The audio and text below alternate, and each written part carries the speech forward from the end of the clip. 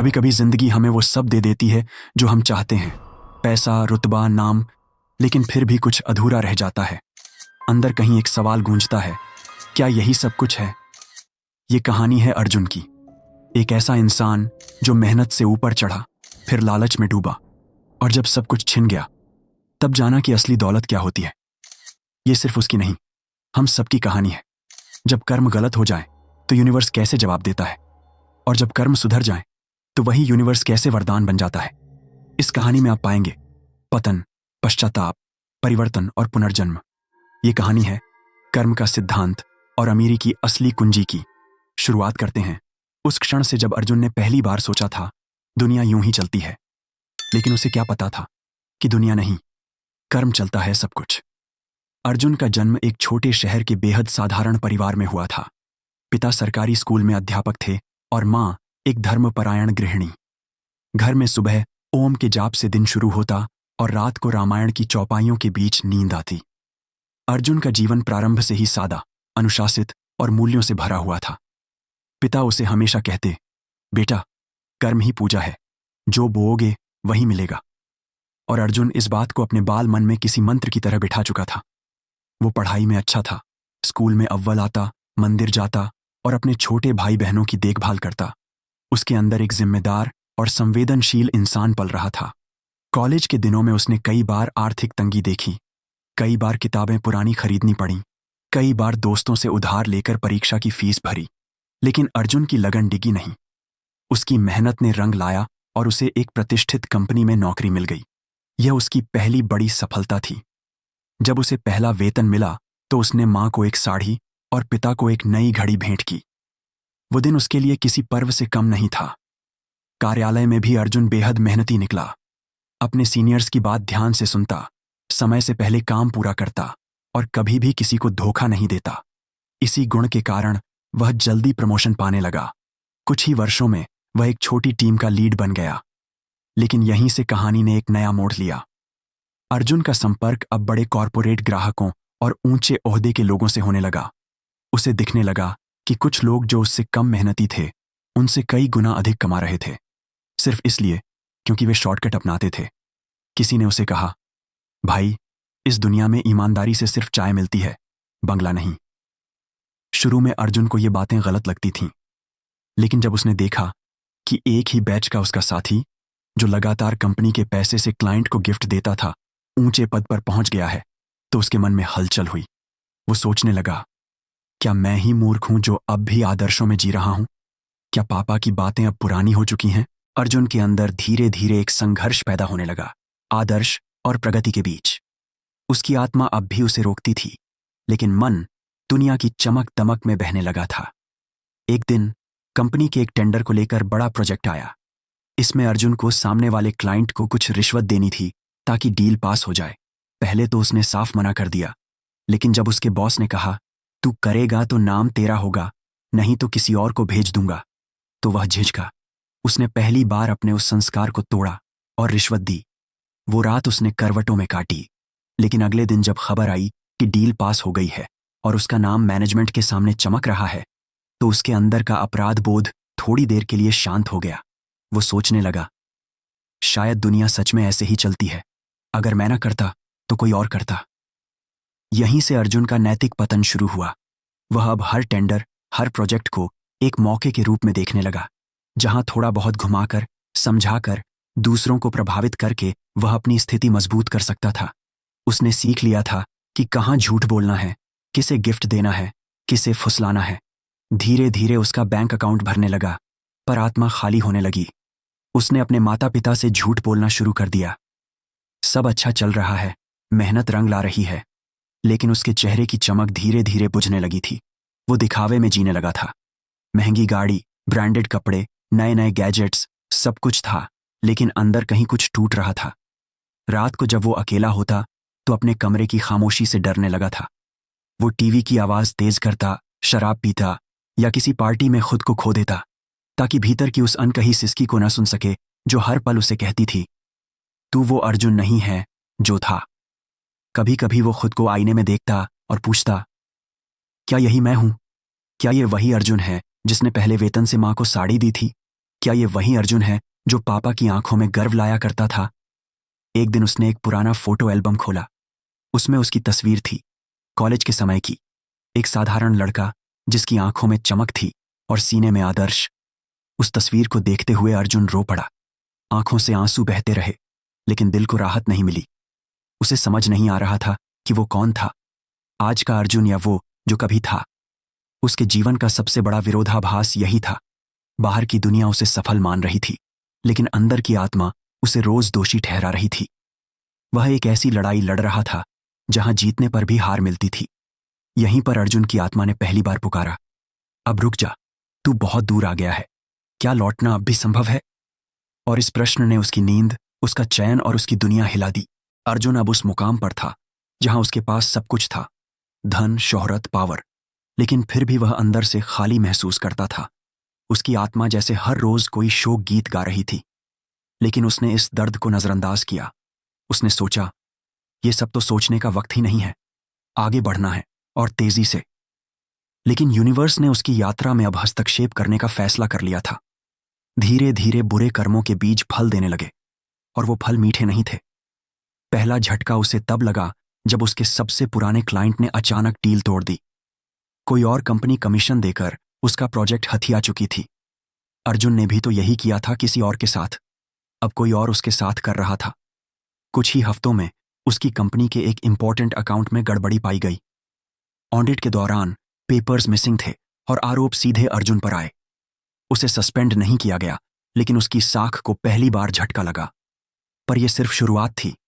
उसकी व्यक्तिगत जिंदगी अब तिनकों की तरह बिखरने लगी थी।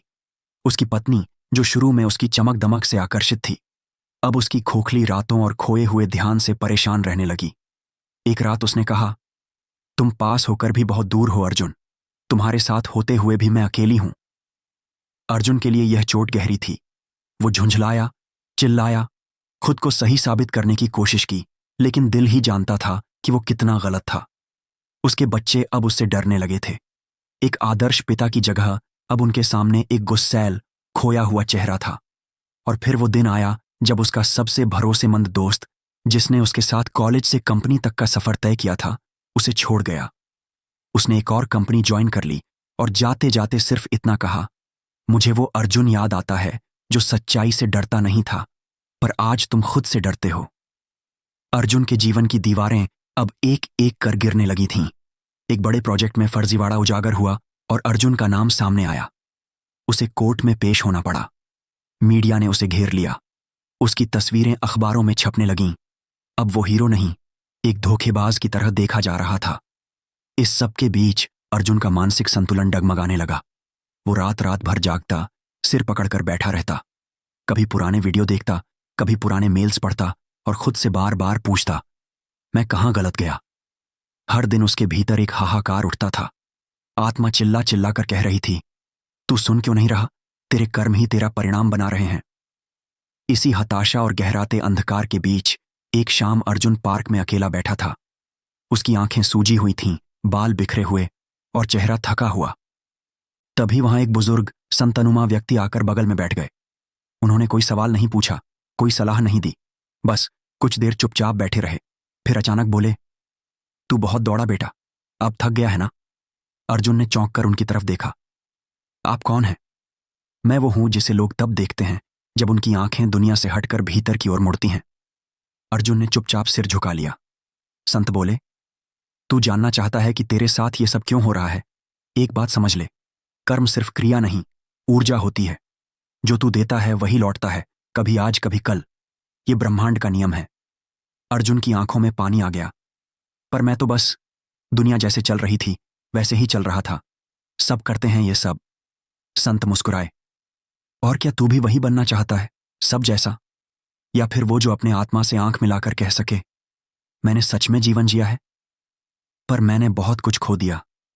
सब कुछ नहीं, संत ने धीमे स्वर में कहा, तूने वो पाया है जो सब खोने के बाद मिलता है, आत्मा का दर्पण। अब तू अपने अंदर देख सकता है। अभी भी देर नहीं हुई है। कर्ज चुकाया जा सकता है, अगर समझ और सच्ची नीयत हो। अर्जुन फूट फूट कर रो पड़ा। उसके जीवन में पहली बार ऐसा कोई आया था जो उसके अंदर की टूटन को पहचान सका था। उसने संत के चरणों में सिर रख दिया। मुझे क्या करना होगा? सबसे पहले सच को स्वीकार, फिर एक एक करके उन बुरे कर्मों का प्रायश्चित, और सबसे जरूरी वापस अच्छे कर्मों की ओर लौटना। यूनिवर्स इंतजार करता है, लेकिन हमेशा माफ करता है उन्हें जो सच्चे दिल से लौटते हैं। उस रात अर्जुन ने पहली बार चैन की नींद ली। शायद इसलिए नहीं कि समस्याएं खत्म हो गई थीं, बल्कि इसलिए कि अब उसे रास्ता दिख चुका था। एक ऐसा रास्ता जो भीतर की शांति से होकर बाहर की दुनिया में दोबारा निर्माण करता है। और ये बस शुरुआत थी, कर्म के कर्ज को चुकाने की, आत्मा के न्याय के सामने खड़े होने की, और एक नया अर्जुन बनने की। उस रात के बाद अर्जुन में कुछ टूट गया था और कुछ नया बनने भी लगा था। ये वो बदलाव था जो बाहर से नहीं दिखता था, लेकिन अंदर एक विराट क्रांति की शुरुआत कर चुका था। उसे अब ये साफ समझ में आने लगा था कि जीवन सिर्फ हासिल करने का खेल नहीं है, बल्कि देने का एक सतत कर्म है। वह धीरे धीरे अपने भीतर की आवाज सुनने लगा, एक ऐसी आवाज जो अब तक दबा दी गई थी, लालच, अहंकार और स्वार्थ के नीचे। सुबह उठते ही वह सबसे पहले खुद को देखता, आईने में नहीं, अपनी आत्मा में। उसने अपनी पुरानी आदतों से छुटकारा पाना शुरू किया। वो शराब जो तनाव का बहाना थी, वो पार्टियां जो अकेलेपन का मुखौटा थीं, एक एक करके सब बंद कर दी। उसने ध्यान शुरू किया। शुरुआत में मुश्किल थी, मन भागता था, बीते पलों की गलतियां सामने आती थीं, आंखें भर आती थीं, लेकिन उसने हार नहीं मानी। वो हर सुबह 5 बजे उठता, मौन में बैठता, खुद को माफ करता और यूनिवर्स से क्षमा मांगता। धीरे धीरे उसके भीतर की बेचैनी शांत होने लगी। एक दिन उसने अपने पुराने घर की तरफ जाना तय किया, वही इलाका जहां से उसने अपनी शुरुआत की थी। रास्ते में उसके सामने वही चाय वाला आया जिसे उसने एक बार बेइज्जत किया था, बस इसलिए कि वह ऑर्डर देर से लाया था। अर्जुन चाय वाले के पास गया, उसके सामने हाथ जोड़कर खड़ा हो गया और बोला, भाई, उस दिन मैंने जो किया उसके लिए माफी चाहता हूं। चाय वाले की आंखें भर आईं। साहब, आपको तो सब भूल चुके, आपने याद रखा? कर्म भूलता नहीं है, अर्जुन ने धीरे से कहा, इसलिए मैं भी नहीं भूल सकता। अब वह धीरे धीरे सेवा में लगने लगा। गुप्त रूप से वह अनाथालयों में दान भेजता, अस्पतालों के बिल भरता, स्कूलों में किताबें भिजवाता, लेकिन न कोई नाम, न कोई दिखावा, बस सच्चा योगदान। वह हर उस जगह मदद पहुंचाना चाहता था जहां कभी उसने नुकसान पहुंचाया था, प्रत्यक्ष या अप्रत्यक्ष रूप से। उसका पूरा जीवन एक तपस्या बन गया था, बाहर से शांत, भीतर से सक्रिय। वह अब लोगों से कम बोलता था, लेकिन जब बोलता तो उनकी आंखों में झांक कर। उसके जीवन में पहली बार एक स्थिति आई थी, इनर डिसिप्लिन। हर रोज का ध्यान, संयमित आहार, मौन की साधना और रात को आत्मनिरीक्षण। उसने इसे अपना जीवन बना लिया था। वो अपने पुराने स्टाफ को एक एक कर खोजने लगा, जिनके साथ उसने कभी कठोरता की थी। उसने एक महिला अकाउंटेंट को खोजा जो उसके व्यवहार से आहत होकर नौकरी छोड़ गई थी। वह उसके घर गया, उसके दरवाजे पर खड़ा होकर बोला, आपको शायद ये सब जरूरी ना लगे, लेकिन मुझे अपने भीतर का बोझ उतारना है। मैं गलत था, मुझे माफ करें। वो स्तब्ध रह गई, कुछ बोली नहीं, बस चुपचाप उसे पानी देने अंदर चली गई। अर्जुन ने यह भी समझा, कभी कभी क्षमा शब्दों से नहीं मिलती, बल्कि समय के साथ कर्मों से अर्जित होती है। अब उसका दिल देने में लगता था, वक्त, ध्यान, पैसा, परामर्श, जो भी किसी को चाहिए। लेकिन इसके बावजूद बाहरी दुनिया में बदलाव नहीं आ रहा था। उसकी कंपनी अब भी बंद पड़ी थी, केस अब भी कोर्ट में था, मीडिया अब भी उसे गिरा हुआ बिजनेसमैन कहता था। पर अर्जुन अब इन चीजों से विचलित नहीं होता। एक शाम वो संत फिर दिखे, मंदिर के बाहर एक पेड़ के नीचे। अर्जुन उनके पास गया और बोला, मैं सब कर रहा हूं, लेकिन सब वैसा ही है, क्यों? संत मुस्कुराए। कर्म बदलने का मतलब ये नहीं कि फल तुरंत बदल जाएंगे। ये यूनिवर्स की परीक्षा है। क्या तू सच में बदल गया है या सिर्फ फल पाने के लिए कर्म बदल रहा है? अर्जुन चुप रहा। उसके मन में यह प्रश्न कई बार आया था, पर अब उसे उत्तर मिल गया था। वो जान गया, जो वो कर रहा है वो एक संकल्प है, एक तप है, न कि कोई सौदा। अब उसका चेहरा बदल गया था, आत्मविश्वास से नहीं, संतोष से चमकता हुआ। अब उसके कर्म सिर्फ दुनिया नहीं, खुद उसकी आत्मा को बदल रहे थे। और शायद यही असली अमीरी थी, भीतर की अमीरी, जो बाहर के बदलते मौसम से प्रभावित नहीं होती। अर्जुन का जीवन अब एक साधक की तरह था, संयमित, स्थिर और सेवा में रमा हुआ। लेकिन यूनिवर्स का नियम है कि हर सच्चे परिवर्तन की परीक्षा होती है, और यह परीक्षा तब आती है जब सबसे कम उम्मीद हो। एक दिन पुराने दोस्त और कारोबारी पार्टनर सूरज का फोन आया। सूरज ने बताया कि एक नया प्रोजेक्ट है, बहुत बड़ा, इंटरनेशनल क्लाइंट है, करोड़ों का टेंडर है और अर्जुन जैसा अनुभवी आदमी चाहिए। अर्जुन थोड़ी देर के लिए चुप रह गया। सूरज ने कहा, मैं जानता हूं तू अब अलग राह पर है, लेकिन ये एक क्लीन प्रोजेक्ट है। मोस्टली कुछ चीजें हैं जो हमें हल्के में लेनी पड़ेंगी। गवर्नमेंट अप्रूवल्स थोड़े लचीले हैं, लेकिन तुझे फ्रंट फेस बनाया जाएगा। अर्जुन ने कहा, मैं सोचकर बताऊंगा। अगली सुबह उसकी पत्नी ने धीरे से पूछा, कुछ टेंशन है क्या? एक मौका है, लेकिन रास्ता दो है। क्या तुम्हारा मन साफ है इस बारे में? नहीं, और शायद इसलिए ही तुम्हें बता रहा हूं। उस दिन अर्जुन घंटों मौन में बैठा रहा। उसे याद आया जब उसने पहली बार शॉर्टकट लिया था, तब उसे कोई पछतावा नहीं हुआ था, बस एक्साइटमेंट थी। लेकिन आज कुछ भी छिपा हुआ स्वीकार नहीं हो रहा था। उसका अंतर्मन इतनी शुद्धता का आदी हो गया था कि अब हल्की सी भी चालाकी उसे भीतर से जला देती थी। लेकिन तब असली चुनौती सामने आई।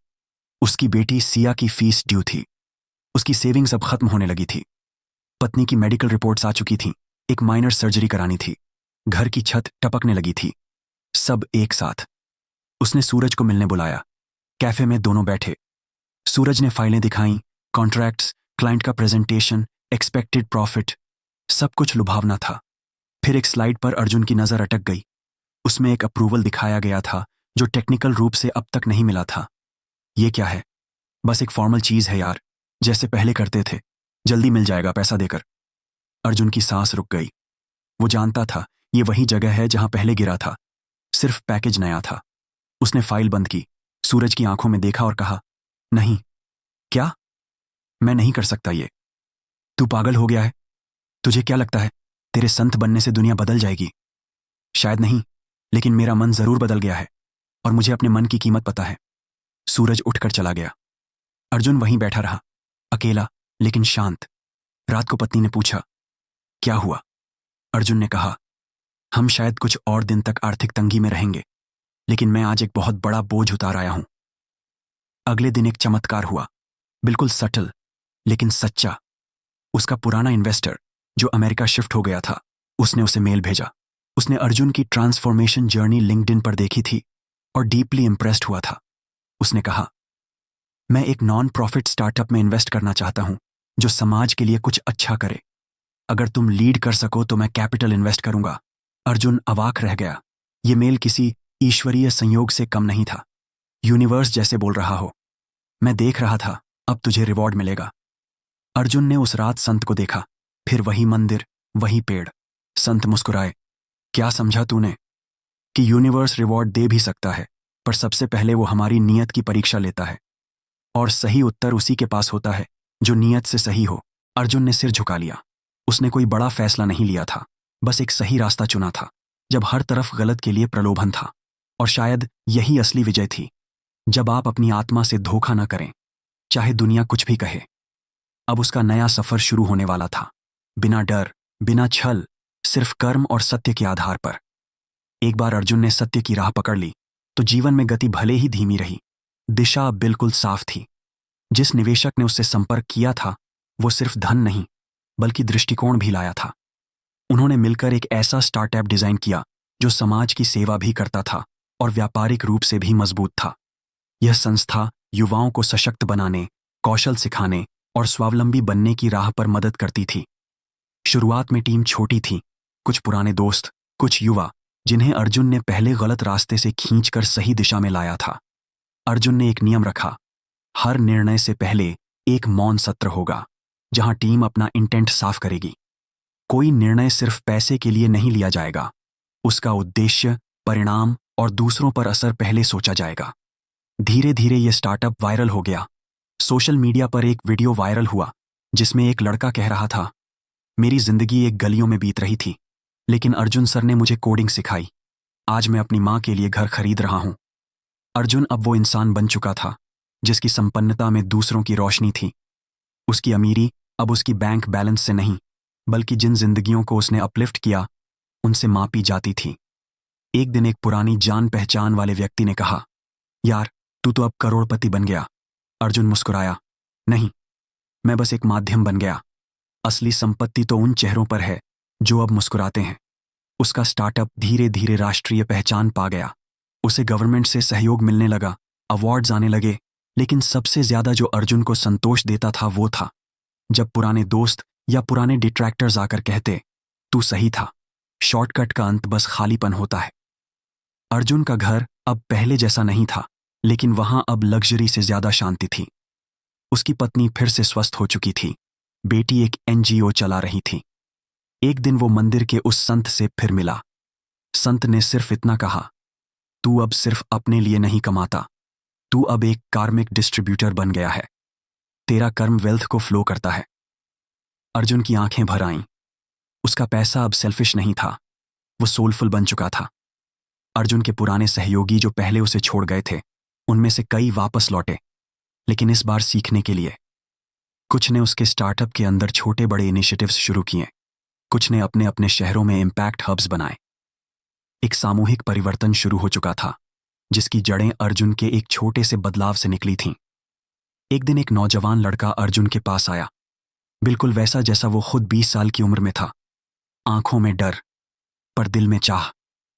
उसने पूछा, सर, आप इतने बड़े हो गए, क्या मैं भी बन सकता हूं?